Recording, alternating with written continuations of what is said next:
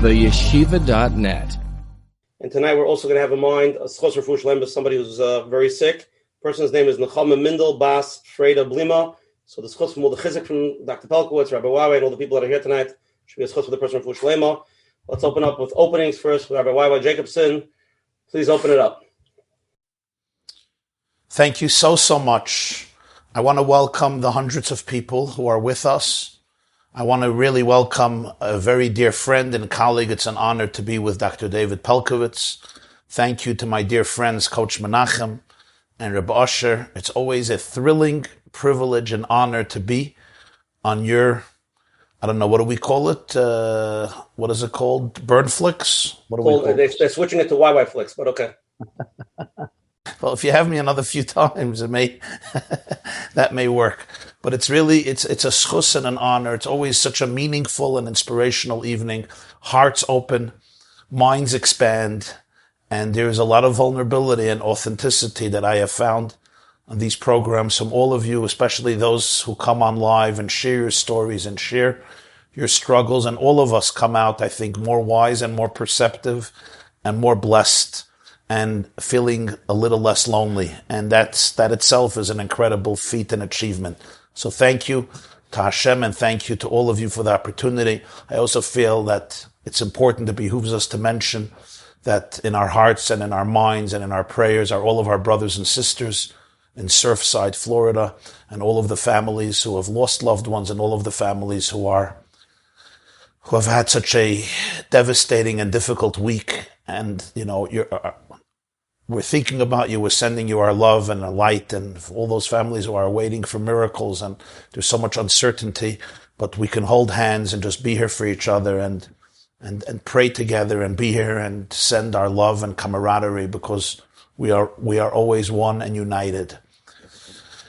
So I just want to open up with what I find to be a penetrating insight when we discuss life after divorce, but particularly thinking about second marriages.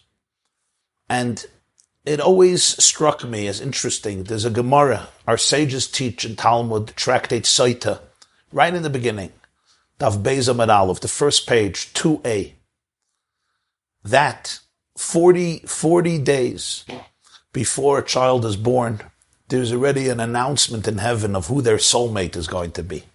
Bas ploini leploini. But the Gemara says there that how does this work with the famous statement of our sages that shidduchim, marriages, are as difficult as Kriyas Yamsuf, a splitting of the Red Sea? If God already predetermined your bashert, your soulmate, why is it as difficult as the splitting of the sea?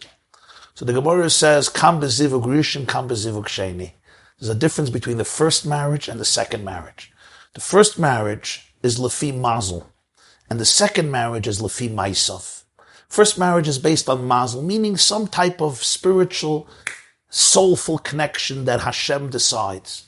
The second marriage is based on my deeds, our deeds. You have to deserve each other. And that turns it into a completely different experience. But what does this mean? What does this really mean? And one of the interpretations is this. When people get married the first time, especially when they're younger, in their own experience, it's more about mazel. We're two little babies, maybe older babies, maybe younger babies, who are merging together and playing house with each other. And, we get to learn on the job. Everybody makes mistakes. And as long as you can laugh about it and develop a sense of humor, and hopefully both people are working on themselves and have some self-awareness and emotional health, you can have an amazing marriage, or at least a fairly good marriage. Be'ezeh Hashem Yisbarach. Sometimes we need a little help. Sometimes we need a lot of help. Once, however, the first marriage has been dissolved, thank you, Simon, either because of a tragedy, a death, or because of divorce, whatever the reason is, a second marriage is a whole different world. It's lefi ma'asav, which means now I really have to be emotionally much more aware. I can't ask of every 18-year-old and 21-year-old and 24-year-old to be fully emotionally aware. To some degree, everybody must be emotionally aware. It's a healthy sign. But for second marriages, there is so much more honesty and authenticity and self-awareness that is required in order to make it work. Lefi myself, I really have to work on myself. I have to become aware of my triggers. I have to be aware of my emotional memories. I have to really understand what happened in the first marriage, what's happening in the second marriage. I need to have such deep self-awareness. What happened? Why did it happen? If there was a divorce, what impact did it have on me? What role did I play in it? Who am I? What do I need to work on? In first marriages, self-awareness is also a great blessing, but we get away with a little bit of it sometimes. The second marriage is lefi ma'asav. You really, really have to be honest with yourself, with your spouse. You have to have a support system. You really have to go in with a maturity and an authenticity that will allow it to be sustained. And I would just say, as we're talking about it, that there's a beautiful insight of somebody known as the Tzemach Tzedek. He was the grandson of the Baal HaTanya. And he says, fascinatingly, when the Gemara speaks about first and second marriages, it doesn't necessarily mean you get married a second time. Within each marriage, there's a first marriage and there's a second marriage. The first marriage is the marriage that many of us are aware of. You go under the chuppah, Harayat Mekadeshes, Shabaras, Hasamazimcha, Mazel Tov, Mazel Tov, Mazel Tov, the first marriage, shine. Next. The second marriage is sometimes physically a second marriage. The first marriage didn't work out.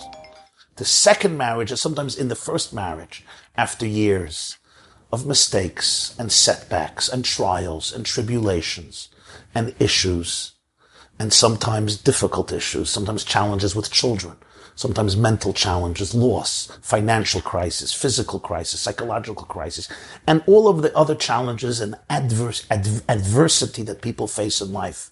Even first marriages have to graduate from mazel to myself. It can't be any more. Okay, we're soulmates. God wanted us together. You know, the Shadchan put us together. We happen to... It's all great. But now we have to be deserving of each other.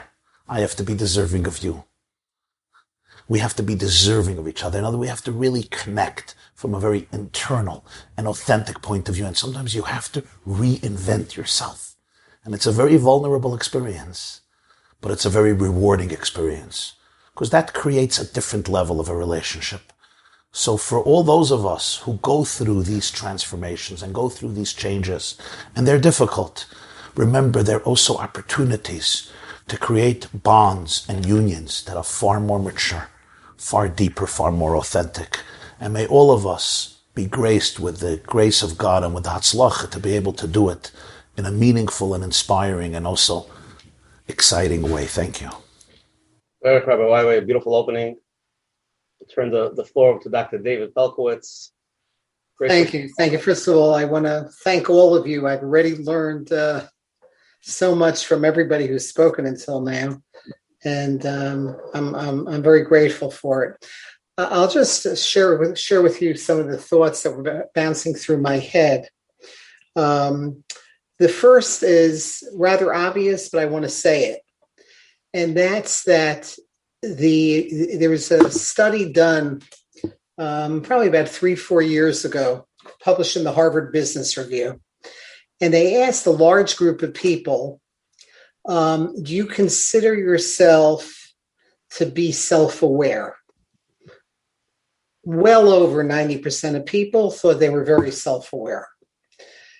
But what was fascinating in that study is that while over 90% of people think that they have good insight into their selves and into themselves and into their relationships, in fact, the mirror image is what's true.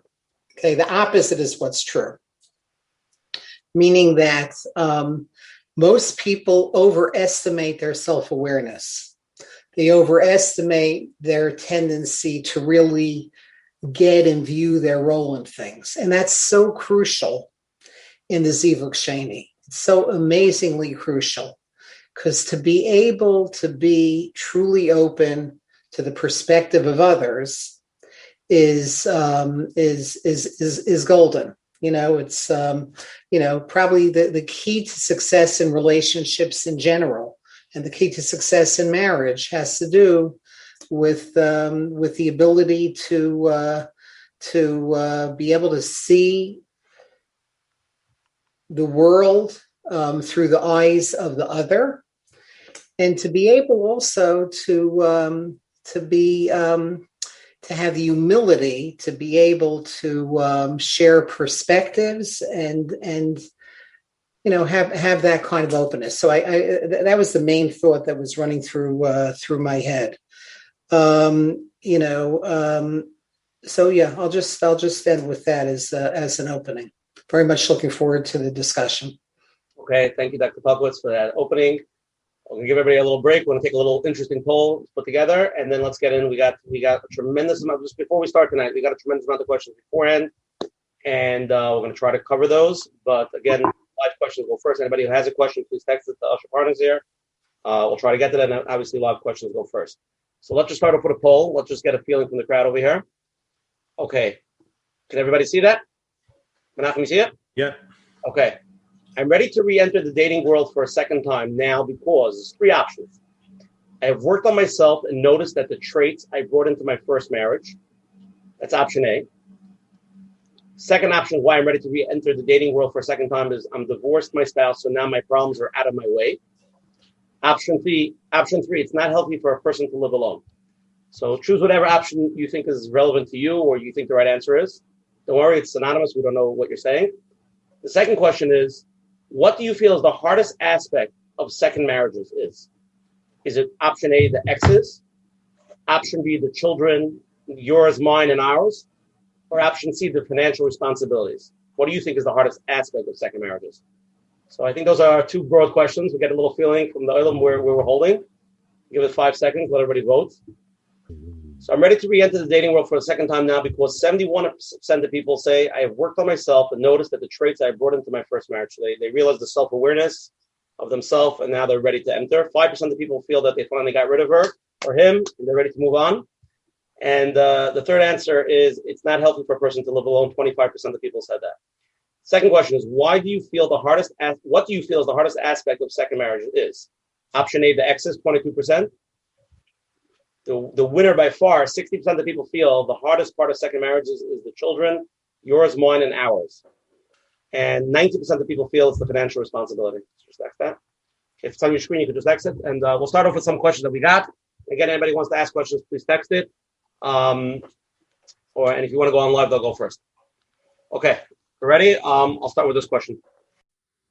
Announce that if anybody wants to come on live, they'll go first, right? Anybody wants to go on live, they come on first. Rabbi Wai wants everybody to be interactive and ask live. And again, this is for everybody's chizik. So let's just. You don't have to show your face when you ask a question. You don't have to show your face if you're uncomfortable, right? I wasn't my best self in my previous marriage. I was young. It was years ago. I'm ready to get remarried. But Shatchanim and prospective dates hear about and analyze my past life, which I feel isn't relevant to me anymore. As far as I am concerned, the fact that I recognize how immature I was in the past makes me a much better person today. But I don't think others accept me for who I am currently, but judging me for my past history. Rabbi Wai, Dr. Pupkowitz, don't fight over it. Whichever one wants to go first. It's really a question for both of you. Dr. Pupkowitz, I'll go ahead. Yeah.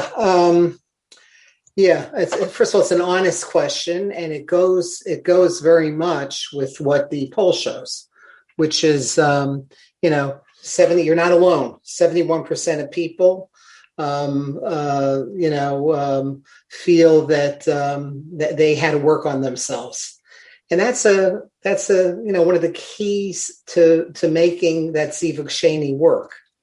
This idea of being not only self-aware, but being honest and having the humility to be open to other ways of viewing yourself. But the key is that if you do that, you always have control over that. You have control over working on yourself. Like most things in relationships, it's all about working on your own self-growth. One of the big experts on marriage, one of the big secular experts, says that marriage is the people growing machine, meaning that exactly the areas that we need to work on, that's what marriage forces us to work on. I've been blessed, thank God, with a wonderful marriage for well over 4 decades. But what I found myself doing over the last 40 years is exactly the areas I needed to work on. My wife was always wonderful woman, extremely loose about being prompt and on time. I came from a real Yekisha family that was extremely, way too strict about time. And what's happened over the last 4+ decades is I was forced to work on being more relaxed about time, and maybe being late to a smorgasbord at a wedding, And my wife, if you were fly on the wall in our home as we're getting ready to go to a chasana, she's usually ready now 15, 20 minutes before me, because we worked on it. And we grew in exactly the areas we needed to grow in. And I'll just say one last thing before I hand it back to my colleagues here. And that's, there's a beautiful Tiferes Yisrael in Yevamos that talks about the etymology of the word Nesuin, the Hebrew word for marriage. And he says in the 4th parak of Yevamos, men and women, there are inevitable differences. And those inevitable differences could either be a masa, because embedded in the word Nesuin is a burden, something that weighs us down, or beautifully, he says, the other meaning of the word masa is a song. It's a nigun, something that's transcendent, that basically lifts us up. And that's always up to us. If we're able to have that perspective, it makes all the difference in the world. And that's what I hear you're talking about. Everybody not only deserves that second chance, and for people to see them differently, but that's the sign that you're doing what you need to be doing in life. Thank you. Beautiful. I would just, of course, I second what Dr. Palkovitz said. I would just add, we live in a culture that we call today the cancel culture. And I don't have to tell you how antithetical that is to one of the fundamental ideas of Judaism. To quote the Rambam, Maimonides in the Laws of Tshuva, Repentance, chapter 3, Ein lecha davar ha'omed b'fnei ha'tshuva. Nothing stands in the path of tshuva. If we can't forgive, if we don't have the courage and the confidence to be able to give people a chance to reinvent themselves, to mend mistakes, to make amends, to apologize, to say, I'm sorry, then we live in a society that can't be repaired. Is there anybody who doesn't make mistakes? So now let's say somebody made mistakes, and let's say they made bad mistakes. That's not the question. The question is, are they ready to stand up to their mistakes and be accountable and become a new person? You and I know very well some of the most authentic and deepest people you will meet in life are people who have made terrible mistakes. But they had the courage to face those mistakes, to apologize, to learn their lessons. I have students and friends who have fallen to the depths of addiction. They have destroyed their lives. They have destroyed other people's lives. And I met them in the worst times, and you looked at people who have literally become so destructive. And yet some of those individuals, today I look at them, and they are heroes. They are extraordinary people. In the words of the Gemara in Brachas, Lamed Daled, B'makom shebali tshuva oimdim, ein tzadikin morim Michal Lamrit. There is such a vulnerability and honesty and authenticity in them. I once heard from Rabbi Sachs of blessed memory, Rabbi Jonathan Sachs, Zechrona Livracha.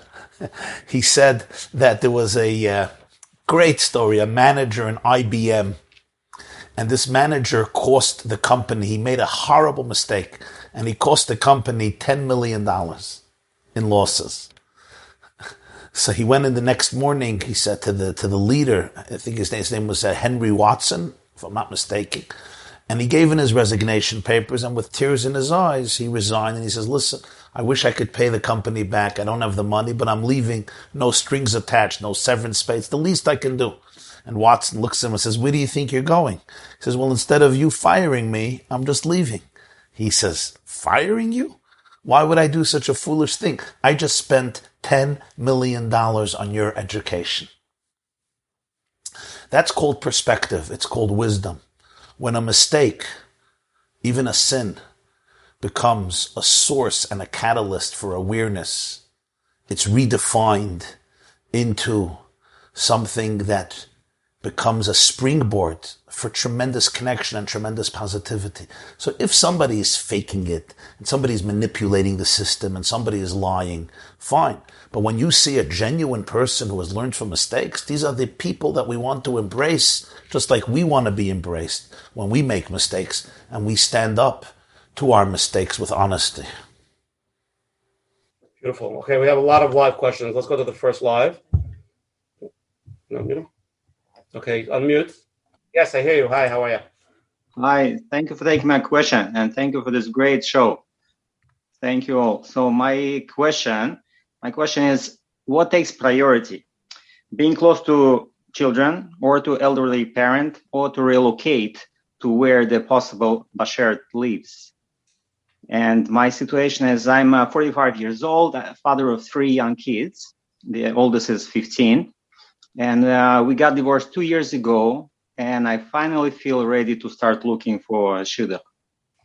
I live in a small Jewish community in Western Canada, and I'm not aware of potential shidduch here locally, which might mean that me or the Bashert will have to relocate.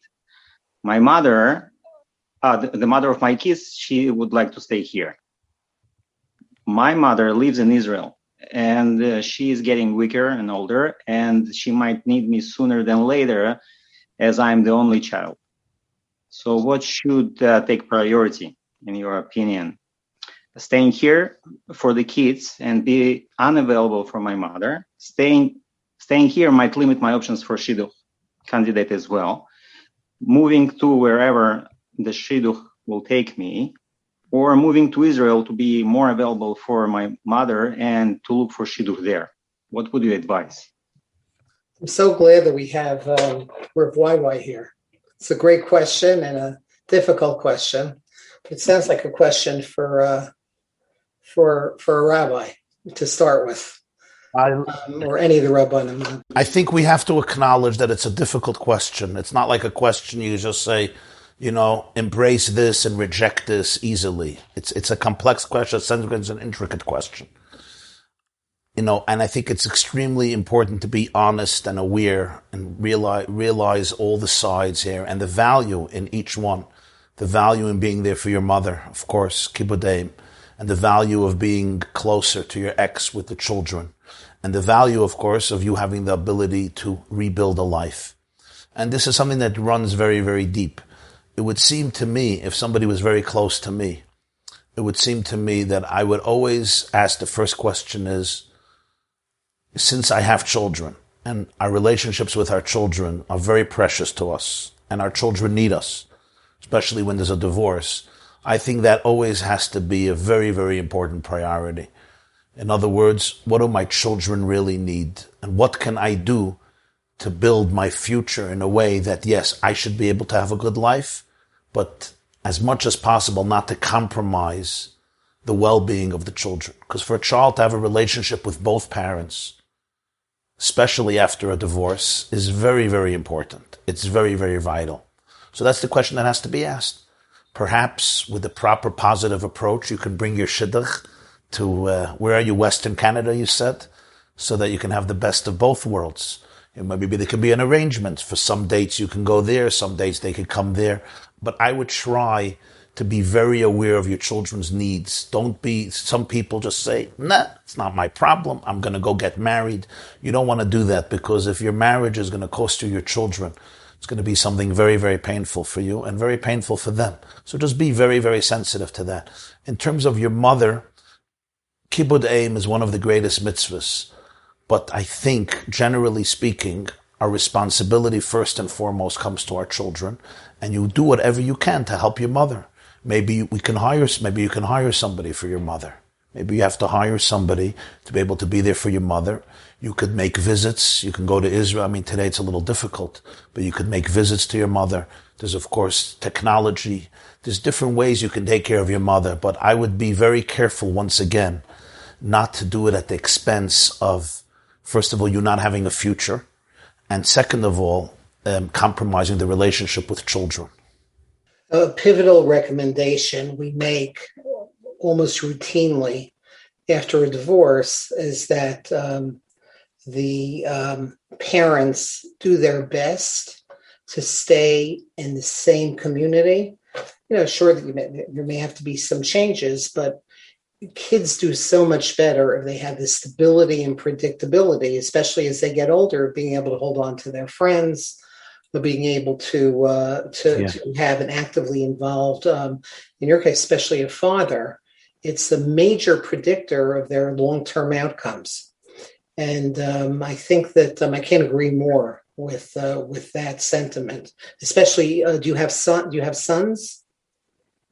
Or your kids, are they male or female? One son and two daughters. Yeah, so I don't want to be, both your daughters and your son desperately need to have you in their life. And I agree, kibbud aim is transcendent, but there should be a way to balance both needs. But, especially for a son, I could keep you here all night just reviewing some of the recent research on the importance of both parents, providing that protective shield for their kids and how essential that is. Thank you. Thank you so much. Okay, let's go to the next live question. You're on. Do you guys hear me? Yes, we do. Oh, okay. Thank you so much. Just wanted to first say thank you for doing this topic. It's like changed my past 2 weeks since you guys have been doing it. So my question is, how do I overcome the fear of trauma from my previous marriage when I start to date again? And also, how do I know when I'm like ready to start dating again?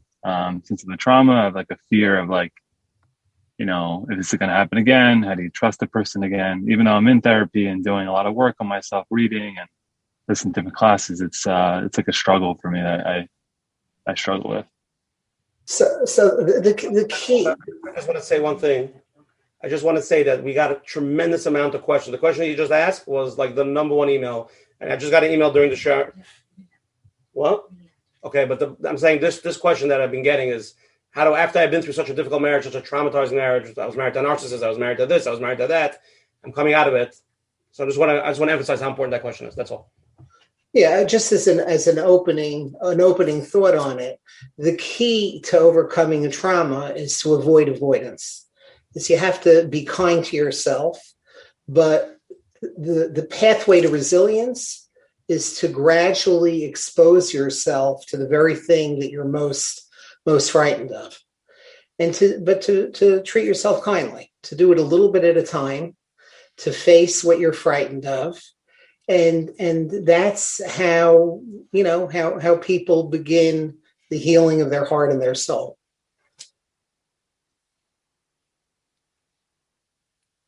And if I may add, may I? Please, yeah, that's why I was being quiet. Yeah. You say, when do I know I'm ready? When do I know I'm ready? This is the big question. I think we got a lot of emails, right, Basher? People say, when do I know I'm ready? Is it after a week? Is it after 10 years? Is it after 3 years? Is it after 6 months? And I don't know that there's a fixed time when you say, okay, I'm divorced this and this amount of time, and now I'm ready to start dating. I think it's more really about self-awareness, and I think you have to ask yourself 3 questions. Minimum 3 questions. Number 1, what happened? What happened in the first marriage? And what happened to end the first marriage? Number 2, why did it happen? Number 3, what impact did it have on me? Or how did I contribute to the termination of the first marriage? So sometimes you have people who have been in therapy in the first marriage already for 5 years.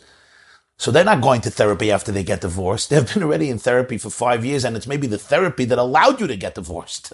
It's maybe the therapy that allowed you to emancipate yourself from a very, very toxic and poisonous and venomous marriage. Perhaps, perhaps not. So you may be really, really ready.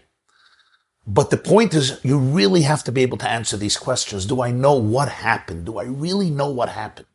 I don't mean my version of events, like Dr. Belwitz spoke about self-awareness. Not my version. To really be open, what happened? Why did it happen? What were the dynamics? What type of person am I? What type of person did I emerge from this? What is my role in this? You know, sometimes you left your spouse, sometimes your spouse left you, sometimes you both left each other. But I want to have an understanding. Did I play a role? If I was married to a very, very dysfunctional person, but I am told that I was also guilty, it behooves me to explore it. It's no kunst just to say, oh, the other person was crazy, the other person is mentally challenged, there was no hope. I'm a very, very healthy person. If somebody who is somewhat wise and perceptive tells me, you know, I also share part of that, I really have to be able to explore it. I have to understand. Even if I'm really not responsible for it, it was really an impossible situation, I tried to do everything, I still want to know. Why did I stay in the marriage for 10 years? If this person was so difficult, why did I stay in the marriage for 10 years? Why did I stay in the marriage for 8 years? Why did I stay in the marriage for 18 years? Just, you have to be able to answer all of these questions. And you have to have real support to be able to answer all of these questions, to be able to face it in a very profound way. And again, if I was the perpetrator, I certainly have to go through a lot of scrutiny. I don't mean perpetrator literally necessarily. And if I'm the victim, why did I stay so long? When I have an answer to these 3 questions, what happened? Why did it happen? And what impact did it have on me? Then I think I can go into dating in a more wholesome and authentic and meaningful way. To build on it a little bit, that's, I can't agree more. But also keep in mind, it's not an event, it's a process. It's going to be a process. So it's not like you're going to wake up one morning and say, I'm definitely ready. So you go through that cheshbon hanefesh of asking those 3 questions, getting in touch with your goals. It says in Mishlei, be'ein chazon yifara am. Without that vision and knowing where you're going and what your strengths are and what you're looking for, that's going to be a key to happiness. But I just want to share just very briefly something that's I find very helpful in thinking about this broader question.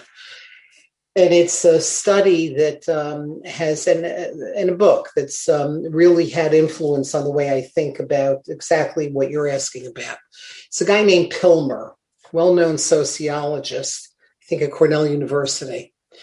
And he interviewed 1,000 people who had been remarried. And he asked them, this has been over a very long period of time. He asked them about their wisdom, the wisdom of having been through more than one marriage. And what have you learned over the course of your long life? Some of these people were in their 80s and 90s about what really matters when you go back for your second, for the Zivug Sheni. And their core wisdom was, you want to find somebody who's going to bring out the best in you. Okay, that's all part of the process. It's not necessarily therapy, but are you better with this person or are you not better with this person? Number 2 is what we know is you need to not keep score. The whole idea, again, that a healthy relationship is about giving and not being a ledger keeper. I'll do this because you've done that. They say, their core wisdom is you have to give in a good relationship, you have to give 100. It's not giving 50-50. It's giving 100. And then to be able to enjoy each other enough to turn towards each other in a time of sorrow, in a time of stress. And I think as you start to date again, that becomes healing. And it may take a lot of time, but it's through the relationship that the healing takes place. It takes courage and it takes experience, but it takes, I think, sometimes looking at the wisdom of others who've gone through this before you, which is the beauty of this program. I want to push the knob a little bit. I just got an email literally 2 minutes ago. Let's just take this up a notch. Somebody sent me an email. We're going to use this story, but the question is more bigger. This person was divorced twice already. How does one navigate the divorce world when there's probably over a 70% divorce rate in the remarriage world? The chances that you'll date somebody not mentally healthy is pretty strong. I've been married to someone who's first turned out to be gay. And then I found out I was married to somebody who was previously married to, who had a borderline personality disorder and left the marriage. None of this was detectable while I was dating them. So now as I enter into the dating world for the third time, this is what I'm dealing with. Like, it's so dangerous. I couldn't detect it through dating.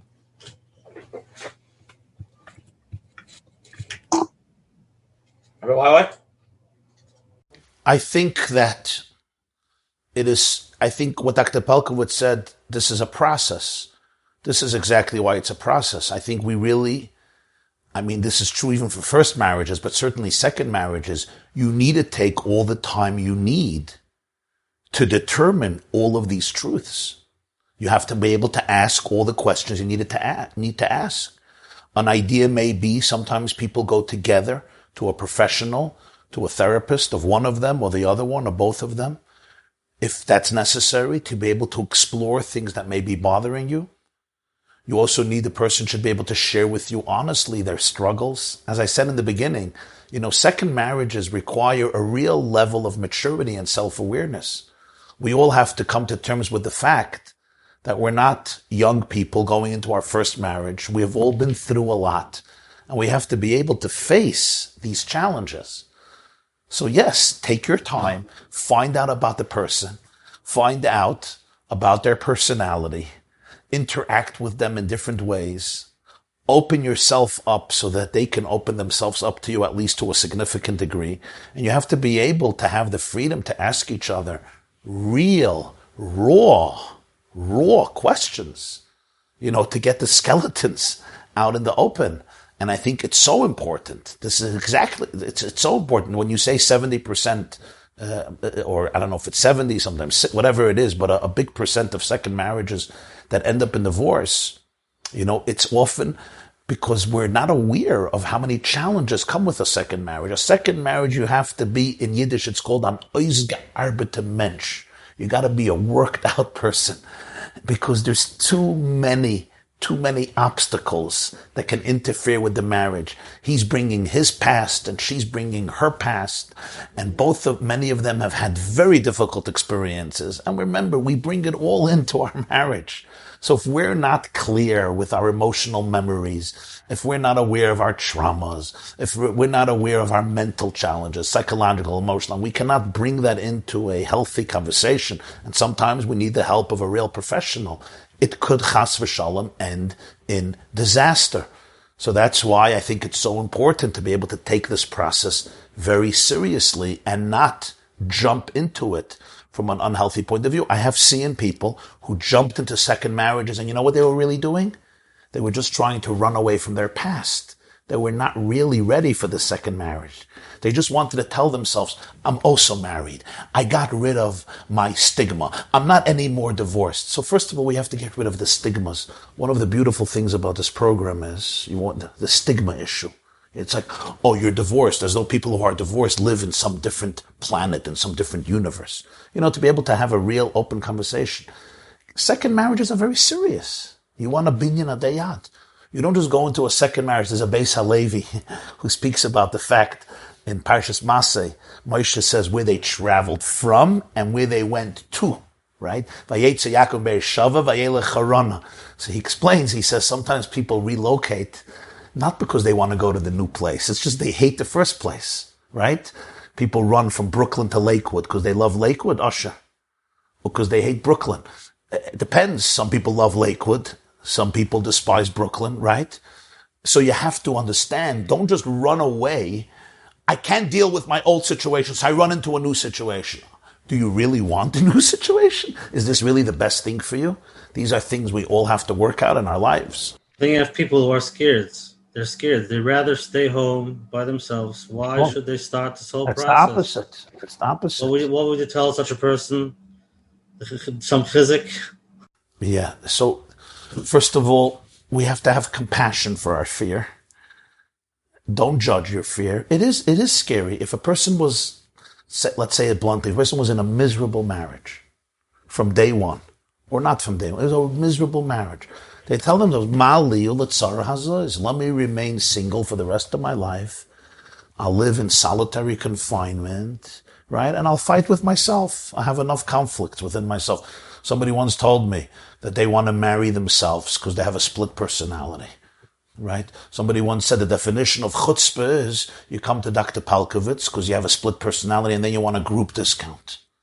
That's the definition of chutzpah. The point is, you have to acknowledge the fear and you have to be able to say, I understand why I have fear. Somebody once said, it's not that great people don't have fear. It's great people who confront their fear and don't allow their fear to control their lives. So when I have a fear and I say, I really want a relationship, I really want to be connected, we all want to be connected. Person, I want connection, we want attachment, and there's no attachment like in marriage. But there's a lot of fear. Acknowledge it, have compassion, and then say, but when I have an opportunity to transcend the fear, not just to transcend fear, because there's a real opportunity here for connection, I don't want to live by fear. I don't want to allow fear to paralyze me for the rest of my life. I deserve more than this. If we want to use spiritual terminology, you're a chelik eleikami mal mamash. You're a piece of Hashem. The peace of God in you is fearless. So tune into that space, and even though we have a lot of fear, don't let the fear paralyze you and take snuff out the divinity in you, which is your capacity for courage and creativity and really the ability to live a big life and a large life and an expansive life. So I could talk a little bit about hope and chizuk. There's some newer studies that have come out, especially recently, since 2016 and on, that shows a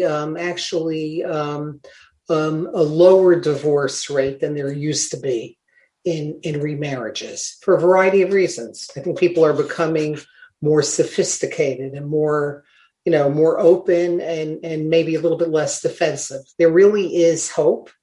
And when you go in with hope and that belief in yourself, especially, it could become a really self-fulfilling prophecy in the right direction.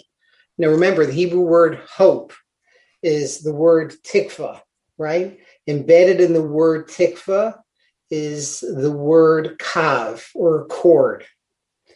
And that cord means that you're not twisting in the wind alone. And, if we go in with that level of optimism and belief in ourselves, it often, lately, there's much better odds, as long as you have honesty and, avoid avoidance. Okay, Dr. Palkowitz, Rabbi YY, we have a tremendous amount of live questions. So the Olam's getting into it. Everybody, again, please feel free to ask. If you want to ask live, this is the time to ask. You have the biggest people over here. Just hop around. You're on. Hello. My question is as such. I have two kids, but two sons, but they're still younger. They're both under the age of 4. And I'm thinking that how important is it for me to be there for them right now? Or maybe it's more important for me to be there for myself. I'm thinking of moving somewhere, maybe moving to Israel to work on myself. Like you said, you have to be a ozgavita, mensch, to get married a second time. And I want to work on that. So my question is what is the priority? To work on myself or to be there for my kids that are still younger right now? Yeah, so Saul, let me take that. There's been quite a number of studies. I a number of years ago was part of field trials on when they were developing the post-traumatic stress disorder diagnosis. And one of the questions that was asked by the researchers in the field trials was, when's the worst time in life or the most vulnerable time in life to have a traumatic event happen to you? And it turned out it was in the preschool years. I can't emphasize enough how incredibly important it is for you to be there for your children during their preschool years. They need you now more than just about any other age, preschool years and adolescence. But number one is the preschool years. They tend to get things wrong then. They're more likely to blame themselves. They're more likely to be confused. And they need the protective shield of the stability of a father, and preferably both parents. And both parents can be actively involved in their upbringing. Okay, Rabbi Wabi, can we go to the next live question? Is that okay? Yeah. I just literally 10 seconds, I want to add, your desire and longing to work on yourself is noble and beautiful. The point I think Dr. Pelkowitz is making, and I absolutely agree, is work on yourself, but do it in close proximity to your children, so that as often as possible, you could make sure that this relationship is consolidated through the times that you have with them and the conversations you have with them and the fun that you have with them and the pizza and the ice cream and the sports and the hiking and the frisbee and the football and the learning and the davening and the singing and all of the relationships, both formal and informal. And during that time, carve out time every single day to develop yourself. Israel is a wonderful place. We all love Israel. Israel is our homeland. But Hashem placed you here with your children.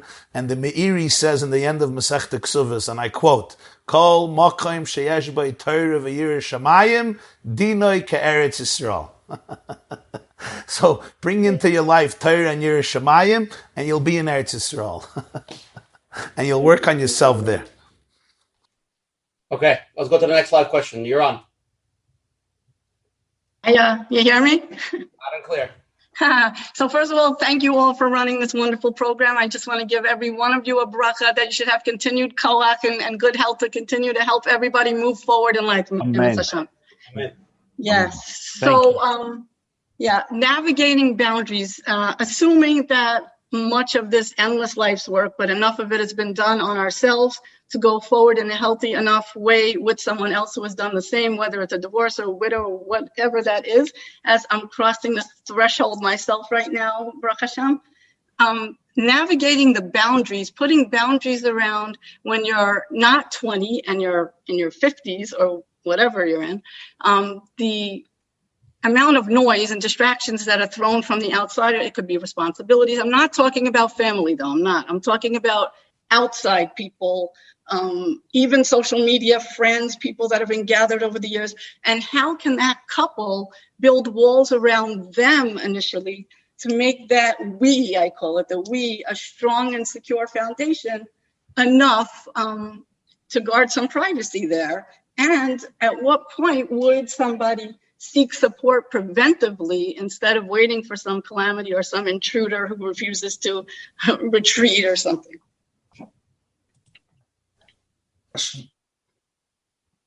Dr. Pelkowitz. That's a beautifully put question. And I think the key thing to keep in mind is that there's never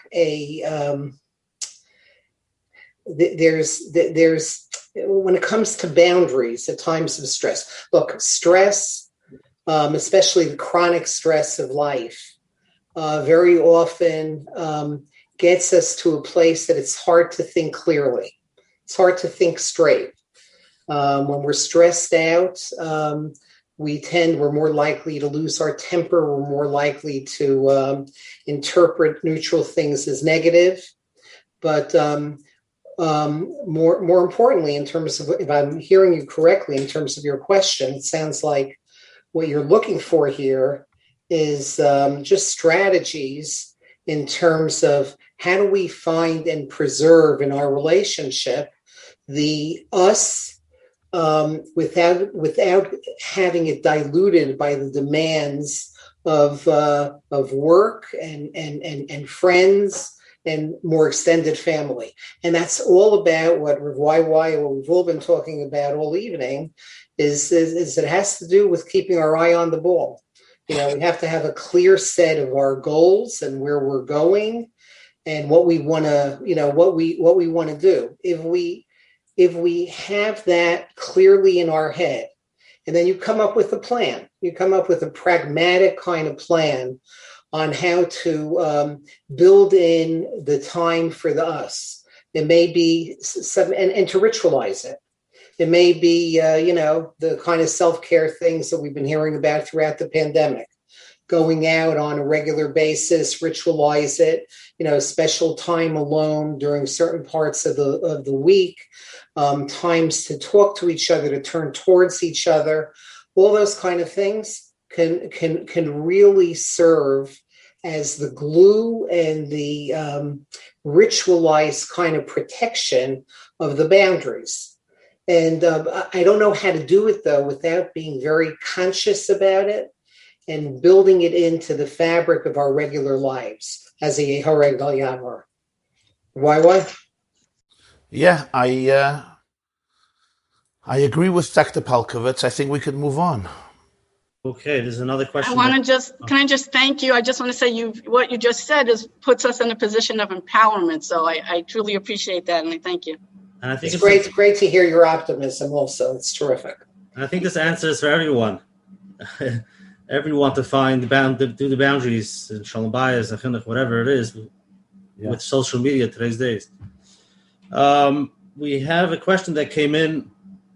I am divorced, remarried for many years now. The kids go back and forth. The other parent is really not healthy. And when they come back to my house, they're totally dysregulated. And that affects the siblings, it affects the new marriage. What can I do to help the transition be smoother for everyone?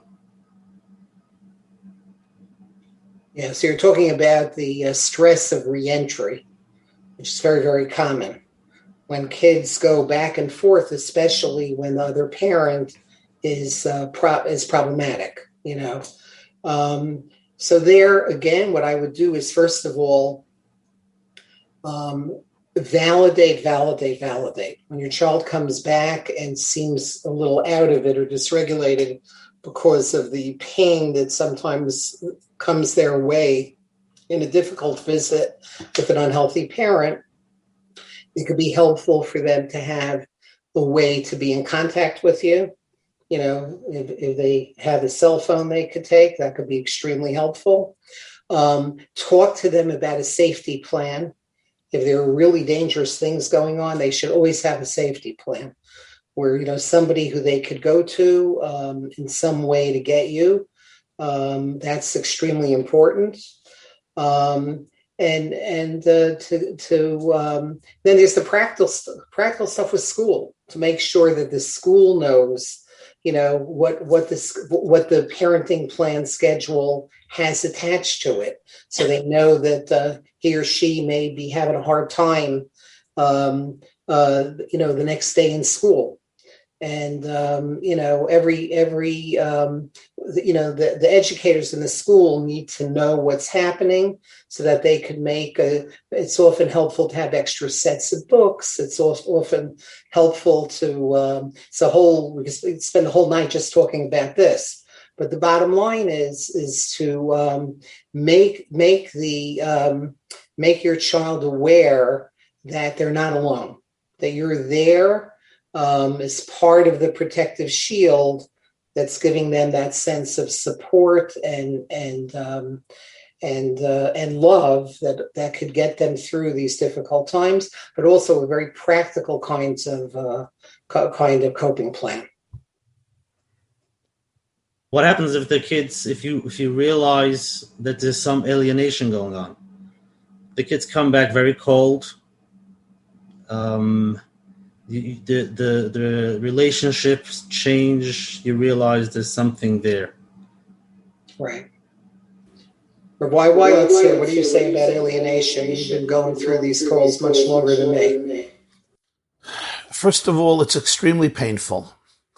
And, as parents, we all have to know, even if the divorce was a difficult one, and the marriage prior to the divorce was a very challenging one, never, ever should we use our children as missiles and manipulate them as instruments to take revenge or combat our ex. It's so important. It's not your ex that you're damaging. He or she will suffer 10%, but 90% of the affliction, 90% of the suffering is going to your own children. By not giving them the ability to have a good relationship with parents. Even in the best of marriages, we're living in difficult times. Children need both of their parents. Especially there's a divorce. So their lives were shaken up. So the basic decency is just basic menschlichkeit. You owe it to them not to alienate them from their parents. This doesn't mean you love your ex. This doesn't mean you don't have issues with your ex. But it does mean that whatever is the situation, unless there's outright danger, you're dealing with an abusive person or a dangerous person, it's so foolish, it's so counterproductive, it's so wrong, it's so immoral not to allow a child to be able to have a good relationship with Tati and with Mommy. And if this is happening, it's important for you to react to it, not from a place of vengeance. We get into that combative mode. I will teach her. She's a crazy lady. She has borderline personality. I will teach her a lesson. I will fix her wagon. Or the other way around. I will make this guy's life miserable. He's starting up with me. I'll start up with him. It's important to understand these emotions, but you don't want to stoop down to that level. Have your vision intact. Your eyes have to be on the target. What's the target? What's the objective? The objective is every decision I make is in order to secure the best possible future for my children and for myself. Is the next sentence that I'm going to say, is the next action that I'm going to do, is the next telephone call or WhatsApp message I'm going to send, is this going to advance the well-being of myself and the children for the future? My job is not justice. Don't try to exact justice and fairness. Sometimes we cannot have that in this world. Sometimes we cannot have that with our ex. Sometimes things are very difficult. I want to ask one question. What is the best possible scenario that I could create for myself and my children for the best possible future? That is the cheshbon that we have to make. And that means sometimes I have to not be able to get full justice and fairness. I'm dealing with a very difficult situation, but don't take your eyes off the target. It's not about anger. It's not about vengeance. It's not about scoring points. It's not showing who's stronger. It's not about getting back.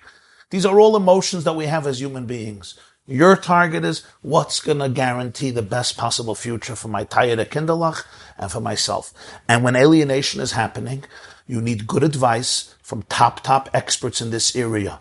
What can be done, what should be done, but it should be done from a place of compassion and well-being for the children. Do not allow it to become a battle. Don't allow yourself to become entangled in the sad scenarios of, you said this, I say this, I'm going to win. Because then we all lose.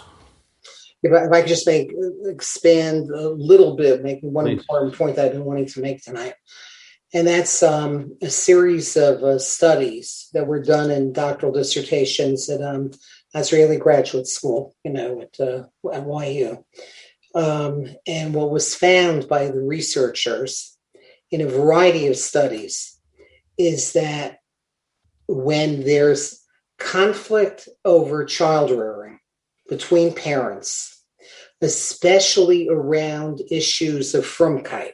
So let's say you're fighting over, I want to wake my son up for Mincha on Shabbos, and the other, former spouse saying, no, let him sleep, or whatever it might be. Just fighting over things like that, it almost guarantees that the child will not internalize that value. One of the best predictors of long-term outcomes for kids is the ability of parents to figure out a way to work at each other's side, especially around issues having to do with frumkeit or parenting in general. And when we get in the way of that, it almost guarantees the opposite of what we're after. Many kids who end up after a divorce leaving our way of life, it's often could be pinned down to that one point, which seems like a simple point, but it means that we have to constantly work on ourselves to ask ourselves the key question, through one way of saying, about, what matters here? What really matters? What do we really want for our kids? Many kids, if they're caught in the middle in these ways, end up just going away from our way of life, and it's certainly not what we want. You can get very emotional, dysregulated when the kids, you have her kids and my kids, and then they fight, and then you stick up, and she does, and then this whole, right. Like what you're saying is very important. What a tip or two for somebody in that situation with everything going on to be able to take that deep breath and be grounded. Exactly what you're saying. Exactly what you're saying. Very hard, very hard. There's beautiful 3 words in Sefer Hasidim, going back to the Middle Ages, right? So it's just 3 words that captures everything. Acharis kitata charata. After argument, there's regret. The ability to do what our mothers probably taught us when we were kids, to take a breath, try to buy some time, walk away. You'll never regret holding on to your anger for long enough to figure out how to handle it. And then you deal with it a little bit later. It's never something that people feel badly about afterwards. There's a key question that's always asked. Think about, what was your major frustration last year at this time? It may have been the same thing, but it's usually hard to even remember what it was. It's more about the process of getting the kids out of the triangle. I think it's also so important. Sometimes we have expectations that are not realistic. If you're dealing with an ex who, as you say, is suffering in some serious way, and the children are being affected, I can have a dream reality where everything is perfect, but it's not perfect. And I have to adjust my life and my love to reality. And to be able to say, this is much beyond me. This is part of God's plan. I never planned this. I never imagined this. And I have to be able to realize that I need to be humble and vulnerable in the presence of a very difficult situation. I have to have somebody on whose shoulders I can cry. You must have a support system, because this is not easy. You went into your marriage, you were 22 years old, you were a wonderful bocher, or valedictorian from Bais Yaakov, or Bais Ruchel, or B'nai Sada, or B'nai Siyan, or Bais Chana, or Bruyer, Shalamet, or Neve. We don't discriminate. We have everybody here. And suddenly you ended up in this mess. And now you have 3 beautiful angels, going back and forth. In a very difficult situation. There's a lot of tears. There's a lot of grief. There's anger. There's denial. And then there has to be acceptance. And acceptance means, God, look at David HaMelech, read Tehillim. Read Tehillim and you'll see how David, his life was shattered. He didn't say, my life is not shattered. Everybody wanted to kill him. His own parents threw him out of the house. His own father threw him out of the house. His brothers threw him out of the house. They thought he was a mamzer. It's a whole story. But he had a very powerful relationship with Hashem. And I want to say this, sometimes we are in very difficult situations. And I can't just snap my fingers and make my ex healthy. I can't just snap my fingers and fix this marriage. There's a lot of grief work. And there's a lot of acceptance that's needed. And I have to tell Hashem, listen, this is where you sent me. These are my diamonds. But I'm not going to run away. I'm going to accept what I have. I'm going to embrace it. I'm going to live up to my potential and do the best I can do with faith, with positivity, with trust, and realize I'm not going to be able to control the outcome of everything. I'm going to give it my best shot. I'm going to put into my children all the love I can. But I ultimately can't control my ex. So get that support, do whatever you can, and then realize that there is a difficult situation. But you know what? One day these kids are going to get older, and all the love that you put into them, and all the trust that you have given them, and all of the attachment that you invested in them, it's not going to go to waste. But don't try to control the outcome of all these situations, because we really can't. Okay, we got still a lot more questions. We have so much more to cover. Okay, you're on live now. Okay. Hi, my name is Jacob, and I have a question about, you said that, one of the three parts of the ideal couple, the third one is these two people, they face each other in times of crisis or turmoil. And the second marriage, that's really about honesty and your behavior, like you're deserving each other. But if somebody doesn't know how to be, if somebody's never been that way and they're now dating somebody and it's gone some time into this relationship, and it needs to come out that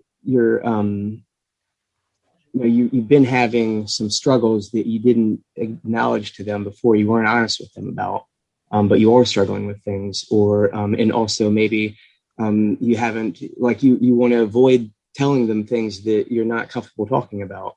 With somebody that's not that open, or is not used to being that open with somebody, it's like when by the time they need to open up, they're kind of being honest about being formally dishonest. So it's I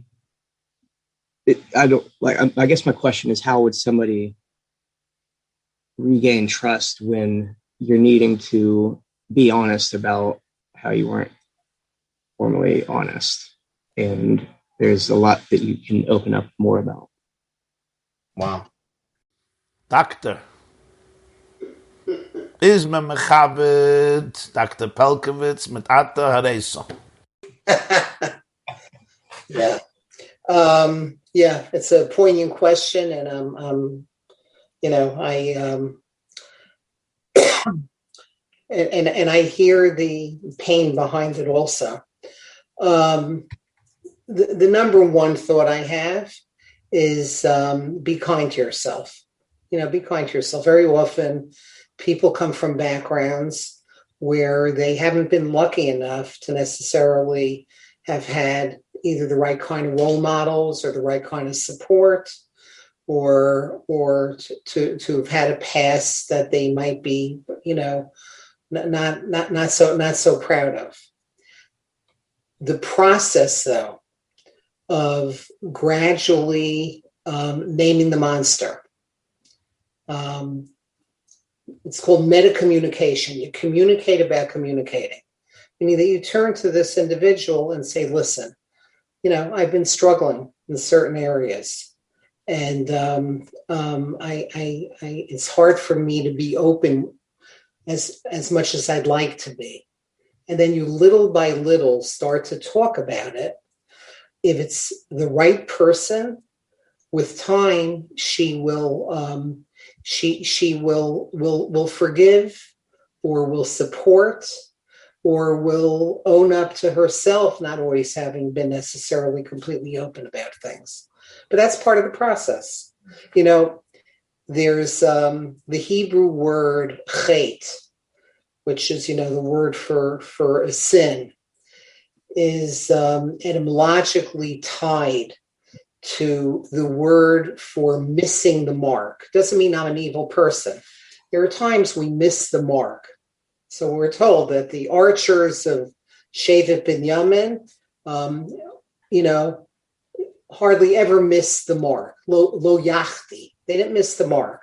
According to that way of viewing things, it means that in the right kind of relationship, we learn how to get a do-over, and we find a person who gives us a do-over, and somebody who will be open enough to allow us to learn from our mistakes and to change setback to feedback. I'll tell you a beautiful Hasidic story. A Jew once came to his Rebbe. He was known as the Rebbe Reb Shmuel of Lubavitch, Maharash.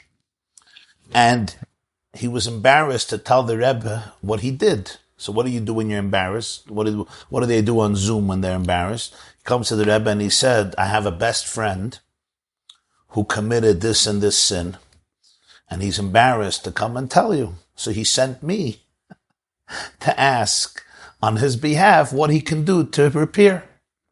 So the Rebbe looks into his eyes and says, I don't understand. Why did your friend have to send you to represent him? Why couldn't your friend come here and say that his friend, which means you, sent him to ask me the question? So he broke down and he said, because this is a lie. I'm the one who did it.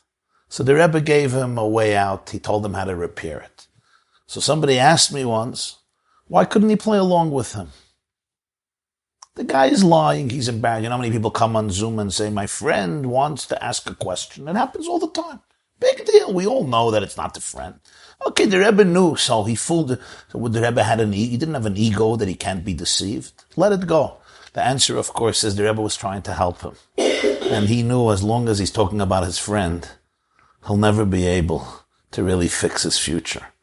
Until I can't face my own demons, my own skeletons, my own ghosts, my own traumas, my own insecurities, my own incompetence, and my own fears that allowed me to miss the target. As long as I can't face it and really talk about it, ultimately I can get all the advice in the world. I can get from my friends, but I will not become the person I need to become. So it's really the very vulnerability that allows us to open up. And when we open up, when we open our hearts, the light could come in. I think it was one of the great Jewish singers whose name was Rebbe Eliezer. He's also known as Leonard. And he once said, when I was young, I worshipped perfection. He says, now I am older and I only look for things that have cracks, because it's the cracks that allow the light to come in. Don't be afraid of your cracks. Okay, somebody just texted this question. That's a great question over here. What do I do? What should I do if my former wife is not interested in caring for our children? She has mental issues and other issues. Our children are more and more dysregulated when they come home. It creates havoc between my new wife and myself and my stepchildren, as she feels they are a bad influence on our children. And I don't know what to do. I'm torn between my kids, my new wife, and my stepchildren. Dr. Belgowitz? It's such a complicated question. I almost feel I don't want to. It's in a short format. I think it needs a more serious, I'm hesitant to weigh in on this one. Okay. Yeah. They should see a therapist weekly. No, Menachem, they should stay home and eat ice cream. Twice a week. Rabbi, do you want to add? Klein's ice cream, Usher. Klein's ice cream, not ice cream.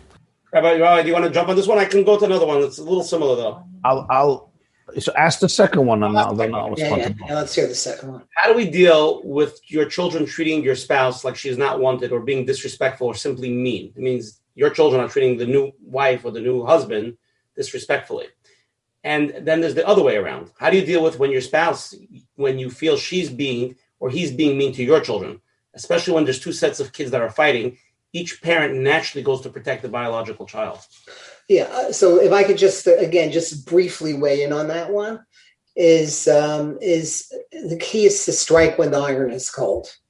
It's very painful when those kind of things happen.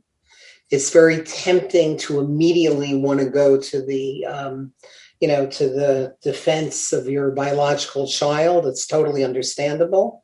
But again, bite your tongue and you figure out a time to talk about it, maybe a day or two later. And then you set up a time to talk about it in a non-attacking way.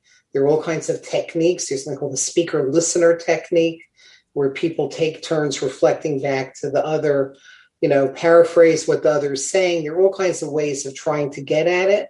But the key is that I can't imagine a way that would be helpful of dealing with it right away. Now you may say, but what about your poor child? Your child expects you to immediately, to come to their defense. So you could talk to that child quietly also a day or two later, or even later that day, and say, look, I feel terrible about this. I couldn't come to your defense right then. And you validate their being able to express their anger at this kind of treatment. Beautiful. I would just add to all of this a general statement and then a few details. Number one, blended families are very, very complex. It can work, but it can be a disaster. And therefore, you really have to have ongoing guidance. I've heard from many people who went into second marriages that they did not have the guidance. And I don't mean guidance from people who have opinions in shul or in the mikveh or in the supermarket. I'm talking about top experts, professionals who excel in this area, or including other people who have done it successfully. They have merged families. They have blended families together, parents who did it well. You need to get guidance, because without serious guidance, step by step, God forbid, there could be many, many very serious mistakes. I have a student who got divorced. He went into a second marriage, and he told me, and he has a beautiful second marriage. He said, the first year of my second marriage, I spent $55,000 on therapy and professional help, and he's not a rich man. And he said, I do not regret a penny, because it saved our entire future. So it's important to emphasize this. I think there's another very important point to emphasize, and this is both questions. You have needs. You have children, your real children, your biological children. Your partner, your new husband or your new wife also has needs. They have their children that they brought in from a previous marriage. You're now living together. Sometimes these needs are perceived as conflicting with each other. For example, the first question. Your biological children are coming home from your ex. There's a very difficult situation over there. And your wife or your husband, your second wife, what do I have to deal with this? I have my own kids. I have to take care of them. I have to protect them. I have to protect them from your children who are not even my children. And then you hear this from her or from him, and it's a stab. It's a dagger in your chest. What do you mean? I married you. These are my kinderlach. Now, this is very, very serious stuff. These are things that affect us in a very core level.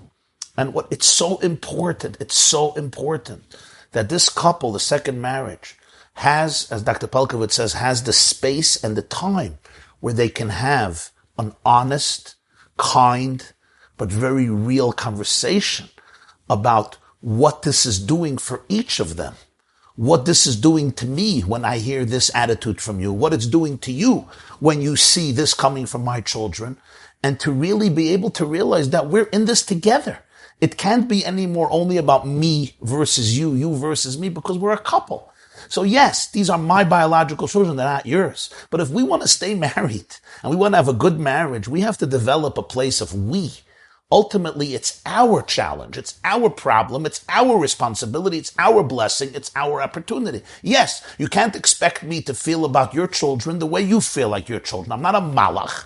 I understand that. But we could expect from each other to be fair, to be compassionate, to be menschlich, to be decent. And if I want to have a good marriage with you, and all I can tell you is that your children are destroying my life, what do I expect from this marriage? So sometimes we get angry, we lose it, but we have to be able to find those spaces. I would say once a week, twice a week, 3 times a week, 4 times a week, where we take a walk, or we sit in the therapist's office, or we sit in another confidant's office, or we carve out that space where we can work out, first of all, a plan for the future, where we can express our emotions, where we can cry, where we can be honest with each other, and where we could develop a trust. We must have a trust. If it becomes you against me and me against you, we will suffer, our marriage will suffer, and both sets of children will suffer. If I may add one last important point, and I think this is extremely important, and I actually heard this from a person who went through a second marriage and told me that they made some serious mistakes in this area. And that is, we sometimes come into a second marriage, and I expect that my wife's children or my husband's children will right away start calling me Tati, Mommy. Listen, I'm supporting them. I'm taking care of them. I'm doing homework with them. I'm taking them to Avos Abonim, taking them to shul. I'm taking them for pizza, taking them for ice cream. I'm paying tuition. I'm paying camp. I'm paying room and board. I'm Tati. I am your Tati. That other Tati, he's a Meshugana. My wife ran away from him. That's not your real Tati. Fake Tati. I'm the real Tati. I'm the real mommy. I am sacrificing my whole life for you, right? And this is an expectation because I'm doing everything a Tati and mommy have. And you have to say something, and this is very sensitive. The ultimate decision of how these children are going to relate to you is theirs, not yours. And at the end of the day, they may choose to call you father. They may choose to call you mother. They may also choose otherwise. And I want to tell you something that happened. And it's a difficult story to share, but this is a Maisa Shahaya. There was a family and there was a divorce and the mother remarried and the new father raised a young girl. She was 4 years old after the divorce and he raised her amazingly. And they had this best relationship in the world. Best relationship in the world. At 24 years old, his stepdaughter gets married. So he has raised her at this point for 20 years, gave her everything. And they were so tight. It was like a classic Tati-daughter relationship. It's just he was not the biological father. He was the stepfather, second marriage. Okay? Listen what happens. It comes the night before the wedding. He thinks, who's going to take her down the aisle to the chuppah? He, right? He's the Tati. She tells him the night before the wedding, her father was gone already. She said she wants her brother, her older brother, to take her down the chuppah because he's her biological brother. And you, I love you, but you're not my father. He was destroyed. 20 years, you're not my father. I love you. I owe you my life. I cherish you, but you're not my father. You know what happened? Till today, they don't speak to each other. He stopped speaking to her. You know why? For 20 years, there was miscommunication. He was under the assumption, I'm doing everything, you're going to call me your father. There was miscommunication. She's not ready for that. Can a parent come into the relationship and say, listen, this stepchild may look at me and say, you're not my father. You're not my mother. And that may hurt. But I'm going to say, you know what? Okay. But I still want to be here for you in any way that you need. And you have the right to define the relationship. But I'm going to be here for you in the way that you need. And this is tough. I have to go out of my ego and ask not what these children can do for me, but ask what I can do for these children. Okay, we have so many more live questions. We'll take a few more and then we'll go to closing because it could be all night. Okay, remember again, we'll talk about anything about life after divorce, so feel free to ask. Okay, you're on. Hi. Hi, me? You? Okay. Rabbi, I was saying earlier that you should tell your children and put in as much love to your children that you can, even if they are alienated from you by your ex.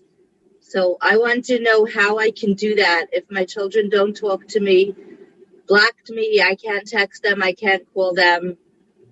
How am I supposed to give them anything? How old are they? 22, 20, and 18. Dr. Palkovitz? Yeah, I'll just tell you that it's unfortunately a very common kind of problem. Do what you can. How? Do what you can, even if they blocked you.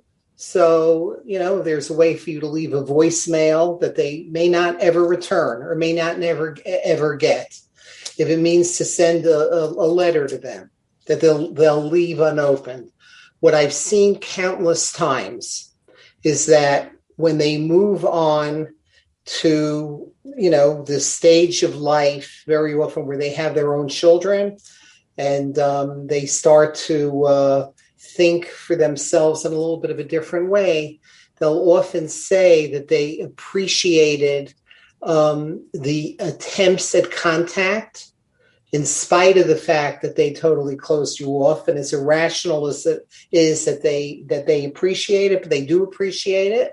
And in the long run, it means something to them. There's no guarantees. There's absolutely no guarantees. But if you don't do it, I could almost guarantee you that there's going to be resentment, as unfair as it is. So you just do it. You find a way to do it.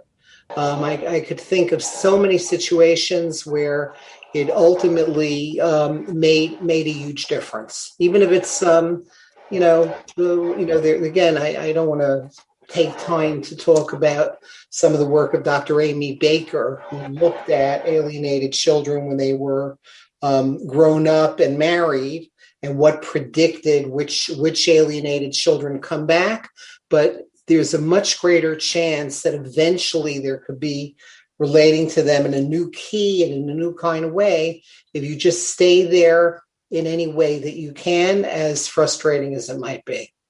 I just want to add on to what Dr. Pelkowitz said. In every case scenario, every parent, whether a child is graduating or you could send them a gift, or there's always a way to get a message through, just to keep the constant consistency that you're there for them as much as they block. And that's Rabbi, why I'm going to take away what you said in the other shiurim. Create the email account.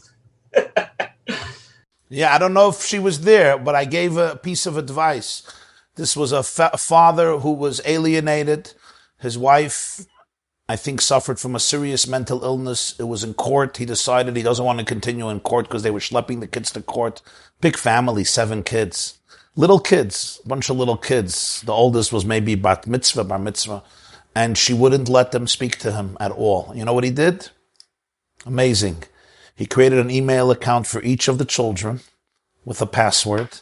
And almost every single day, he sent an email to one child, another child. He went to the ice cream store. He took a selfie, him holding an ice cream.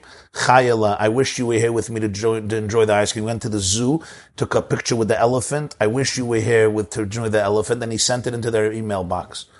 When they became teenagers, 15, 16, 17, 18, they reached out to him. Their first question is, Tati, why did you ignore us for 10 years? Why? And he said, my dear son, my dear daughter, here is the password. And they went into their email account and they saw 10 years of hundreds and hundreds of emails. I love you. I'm thinking about you. Happy birthday. I wish I was with your graduation. And they realized you can't be making this up. You can't make up, 15, 10 years of emails. I mean, the story makes me cry because it's so sad that it came to that. And, when I said it the first time, there was a lawyer here who said, do not allow that to happen. Get a lawyer and get your rights and don't allow yourself to be alienated. And I totally understand that and empathize with that. And I'm not here to tell you that you should never, don't speak to your child for 10 years and just write emails. Of course, we want to be able to do whatever we can to have contact in a civil way without getting into a vicious, bloody war that's going to harm the children. But it took so much vision and perspective. And you know what happened? They all moved out of her house and they all moved into his house. He's now with all of the children a few years later. They suddenly realized they had a father for 10 years. But you know what it took from him not to take it personal? This can't be ego. If I have insecurity or ego here, it's impossible. You really can't take this personal. I have to say, sometimes people are broken. They're broken. It's not about disrespect. It's about brokenness. And I just want to be here for you. The moment it becomes, you can't disrespect me. Stop disrespecting me. And this is not talking about divorce. It's true with your teenage children. Stop disrespecting me. You're going to disrespect me. You lost the plot. It's not about disrespect. Sometimes people are in a lot of pain. And this is the best they can do. Create space for them. Let's go to the next live question. Okay, maybe we'll do one more and then we'll go to closing. Ron. Yes, hi.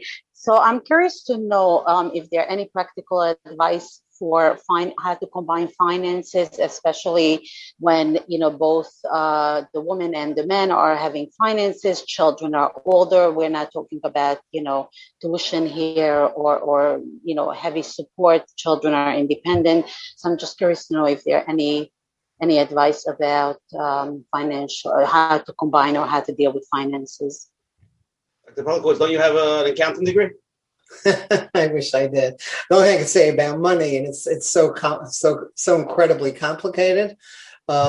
Money is often so much more complicated than practical advice.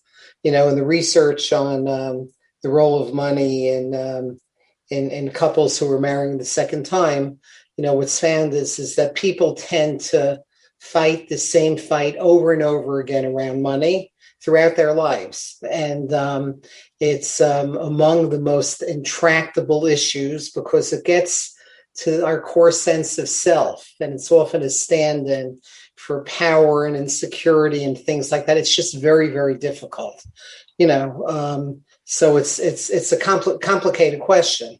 It can be very helpful to talk to, somebody with expertise in this area.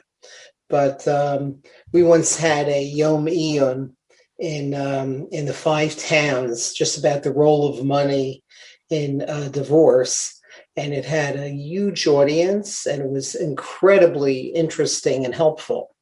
But I'm the world's leading expert on knowing nothing about money. Bro, you want to touch this one? You want to go to the next? Next. Okay. Let's end it with this one because there's so many more. Dr. Pelkowitz, is that okay? Yeah, sure. Okay. I feel like I need to be dating. The Torah says it's not good for a man to be alone. I feel it. I miss having a partner, and I want to share my life with someone again. I feel like I am super ready, and the shidduch suggestions like I'm getting are all great. But the problem is my kids don't want me to be dating. What do I do? How do I go about it? And I'm assuming that this was somebody whose marriage ended quite some time ago. Somebody was married, got divorced, whether it's a woman or whether it's a man, and the children are comfortable. Everything is settled, but the children don't want a new person coming in and messing up. It's understandable, yeah. And again, a very common and poignant question. And I want to mention one other thing. There are a lot of people, especially women, that they say, until my kids are older, I don't want to. They martyr for the children. Yeah. Look, I'll tell you, this is more opinion than fact, but from an opinion standpoint, I think that our children have a right to be upset about us, beginning to date and things like that. But ultimately, there's certain decisions that are purely a decision of you as an adult, and they have every right to be upset and to fight it.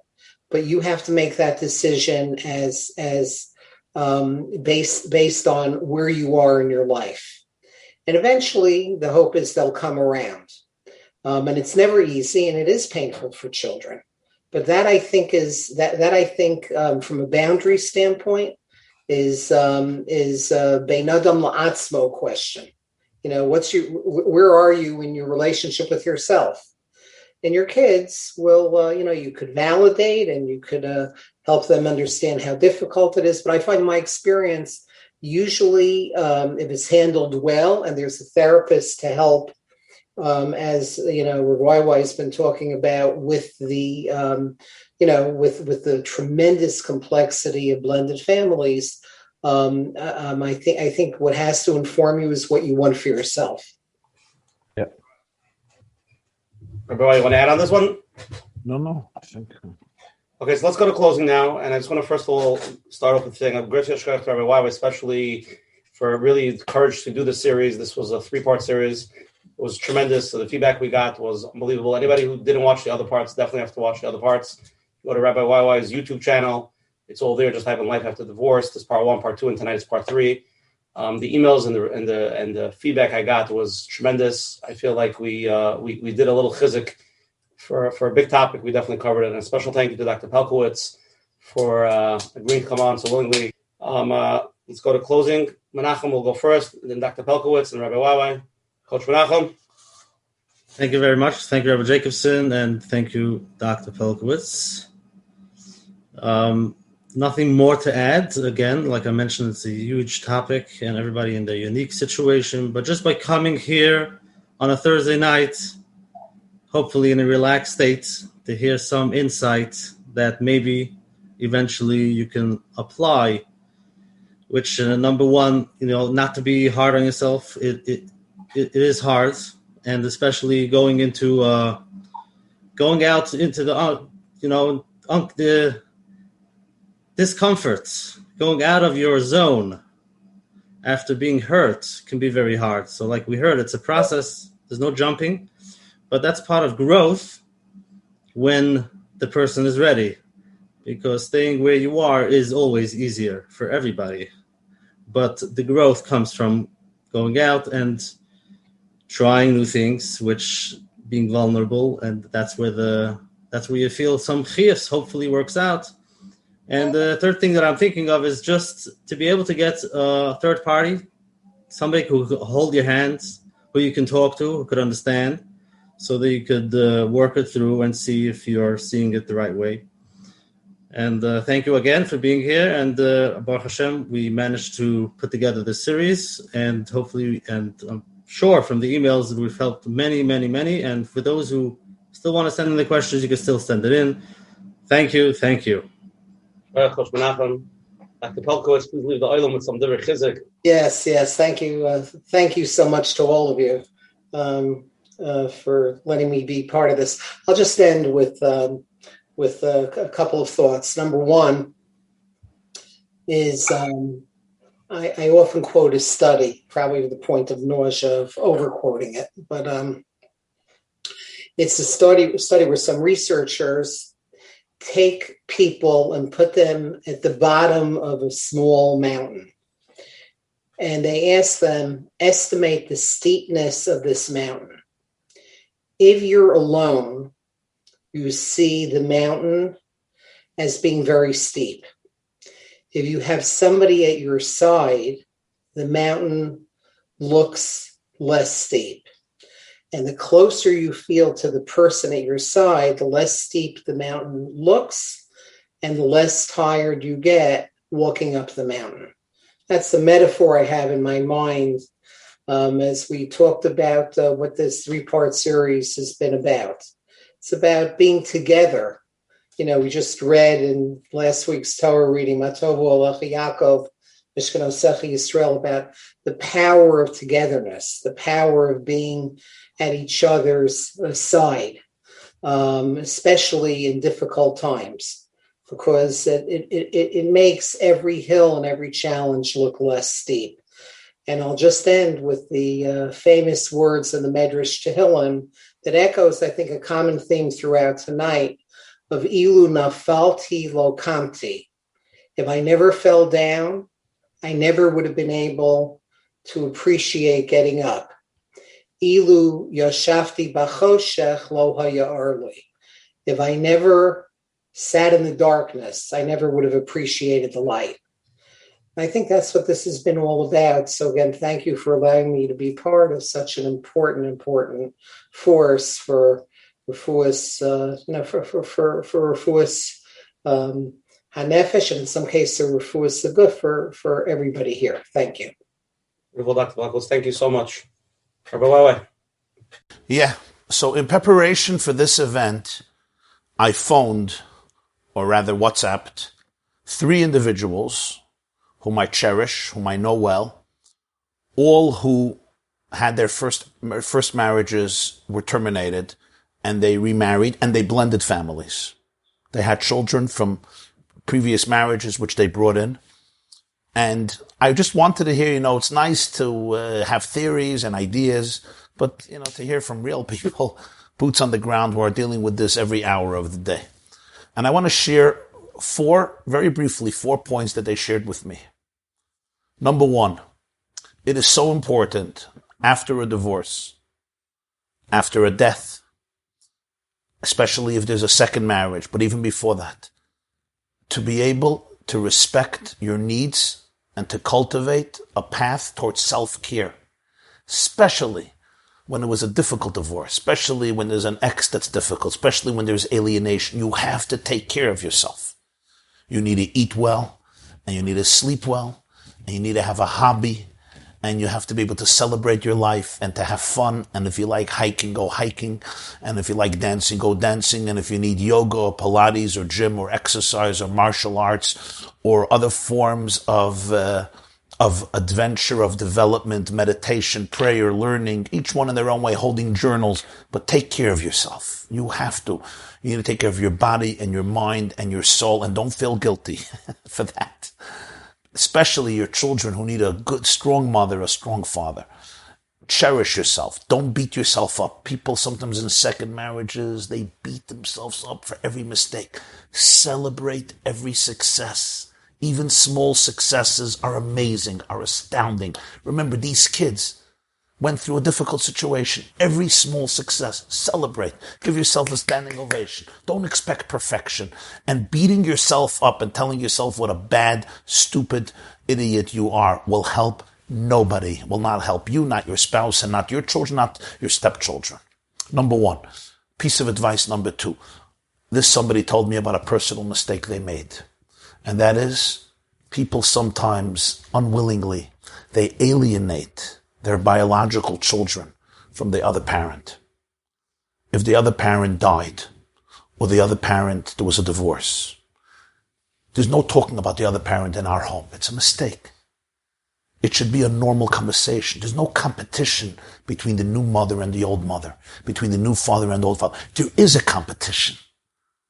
But we have to be able to address it in a normal way, an ordinary way, so that the kid doesn't have to work through this pain on their own. What would be wrong if the new mother can turn to the child and have an open conversation about the other mother, about the other father, in a civil way, in a normal way? Sometimes you need guidance. The bar mitzvah day of your stepson, to be able to say, tonight at your bar mitzvah, there's going to be like two fathers. Your biological father and me. That's going to be difficult. And you could both cry. And you could let the child cry. And you could work it through. So they don't have to do this on their own. Maybe on the yard site of their mother or their father, there could be a conversation in the family, what type of person she was. Maybe you can't hang up a big picture in the dining room, but each child near their bed can have a picture of their mother or their father who's not here anymore. Don't feel the need to cut them off from their parents, which may be something you're going to regret for many, many years. Number three, a mother told this to me. I asked her, did you treat your stepkids just like you treated your biological children? Did you feel the same way about them? And she says, Rabbi, why? No, I can't feel about my stepchildren what I feel about my biological children. I never did. These are my husband's children, they're not mine. But I always asked myself, am I being fair? Am I being kind? Am I being compassionate? If this is what I'm giving to my child, this is what I have to give to the other child. Don't expect from yourself angelic perfection, impeccable, flawless, divine perfection. Of course there's a difference.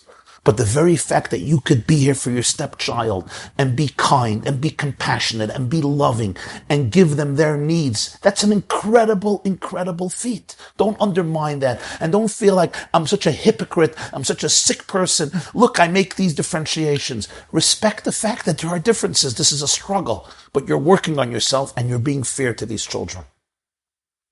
And the last piece of advice a father gave me, he said, you make sure to spend time with your biological children and give them all the love. You cannot turn them into instruments of your spouse's needs. They have their own pain and their own journey. Yes, you want to be sensitive to your spouse, and your spouse will tell you, you have to discipline those kids because they're not my kids, and you got to discipline those kids, and they can't speak to me this way. And yes, you have to be there for your spouse, but you can't turn your children into the instruments of fulfilling all of your spouse's needs. They have been through a lot. You got to be there with them. You have to be there for them. You have to talk to them. You have to understand them. And your spouse has to understand you just like you have to understand your spouse. My last 30 seconds, I want to quote Rabbi Chaim Palagi. Rabbi Chaim Palagi was one of the great rabbis of Turkey. He passed away in 1868. He wrote 80 Sfarim, 80 books, Rabbi Chaim Palagi. He asks a question. How was Hashem allowed to send Nebuchadnezzar and Rome to destroy the Beis HaMikdash? When there's a mitzvah in the Torah that you're not allowed to break and demolish even one brick of the Beis HaMikdash. It's a prohibition. And we know the Medrash says Hashem follows all the mitzvahs that he gave us. He also follows, the Gemara says he puts on tefillin. So how was Hashem allowed to send? He says, I send Nebuchadnezzar to destroy the Beis HaMikdash during these 3 weeks. How could he do it? It's a prohibition. Lo yisasun kein l'Hashem Elokeichem. Chaim Palashi's question. And one of the answers that's given, I heard this answer from my Rebbe, a very profound answer. You're not allowed to demolish a shul, but there's one condition. If you're going to rebuild a shul in this place, you're allowed to demolish the shul. You know why? So the Mordechai says in Maseches Megillah, Hahi nesitza binyan mikri. When you're demolishing a shul because you're trying to rebuild it in this place, it's not demolishing the shul, it's renovating the shul. When you have to renovate a shul, you have to break down the walls to expand the structure. That's not called destroying, it's called renovating. The purpose of the destruction of the Beis HaMikdash was not destruction.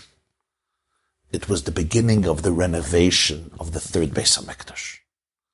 When one window closes, a new window opens. When one structure crumbles, it's in order to create space for a much greater and deeper and more transcendent structure. So when Hashem destroys the Beis HaMikdash, it's the beginning of the renovation of the Bayis HaShlishi. That's why the Baditchever says that Shabbos Chazoin doesn't just mean the vision of Churban, it also means the vision of a new Beis HaMikdash. Each of our lives, we build the Beis HaMikdash. And that Beis HaMikdash sometimes gets destroyed. It's not about blame. It's a Churban. The Gemara says in Ksuvas, when you get divorced, the Mizbeach cries. Why? There's a Churban Beis HaMikdash. A Jewish home is a Beis HaMikdash. V'asu li mikdash v'shachanti b'soy cham. And when the marriage comes to an end, it's the end of a Beis HaMikdash. But we could look at it in two ways. We could look at it as the end, which is normal, and we cry and we sob and we grieve. And sometimes you're very happy because it was a crazy, difficult marriage and you're happy to get out of it. Okay? But we also have to realize it's a new beginning. When an old structure, when an old reality breaks down, it's not here to break us and destroy us, even if we don't understand, and even if it's unfathomably difficult, and even if it's very challenging. Ultimately, I have to be able to look in the mirror and say, this structure that has crumbled in my life is the beginning of a renovation. I'm going to open myself up to a new awareness. I'm going to open myself up to new opportunities. I'm going to open myself up to unprecedented growth. And for this, you must have a very deep personal relationship with your soul and with God. More important maybe than anything else, your anchor you have to be anchored in something indestructible, in something powerful. So as you go through this turbulence, it shouldn't overwhelm you. Rather, you should be able to take a deep breath, go into a calm and serene space in the vortex, in the center, the eye of the storm, and to be able to say, okay, I have become vulnerable. I have been broken. And now I want to allow this to become the springboard, the catalyst for a renovation of a new edifice, of a new home. And as the Zohar says, the third Beis HaMikdash will be eternal, because it's not a human creation, which is mortal, but it's a divine creation. Thank you very much. Thank you, Rabbi Wawai. Thank you, Dr. David Belkowitz. Thank you. This class is brought to you by theyeshiva.net. Please help us continue the classes. Make even a small contribution at www.theyeshiva.net/donate.